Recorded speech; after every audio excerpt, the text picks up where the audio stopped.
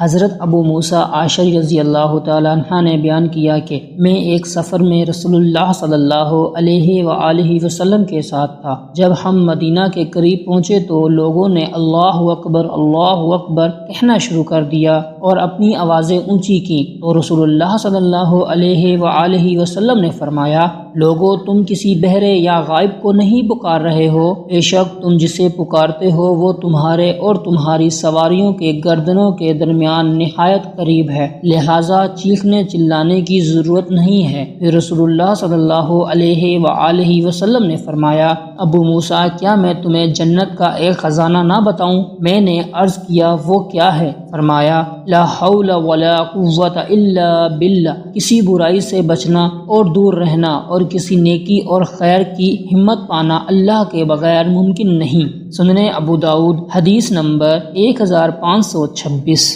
حضرت ابو موسیٰ عاشری رضی اللہ تعالیٰ عنہ سے منقول ہے کہ وہ لوگ اللہ کے نبی صلی اللہ علیہ وآلہ وسلم کے ساتھ تھے اور ایک گھاٹی پر چڑھ رہے تھے۔ ایک آدمی جب بھی کسی گھاٹی پر چڑھتا تو خوب اونچی آواز سے کہتا، لا الہ الا اللہ واللہ اکبر۔ نبی صلی اللہ علیہ وآلہ وسلم نے فرمایا، تم کسی بہرے یا غائب کو نہیں پکارتے ہو، وہ سمیع و قریب ہے، چلاتے کیوں ہو؟ پھر فرمایا، اے عبداللہ بن قیس، ابو موسیٰ عاشری اور مذکورہ حدیث کے اہم معنی بیان کیے۔ سنن ابو داؤد حدیث نمبر 1527۔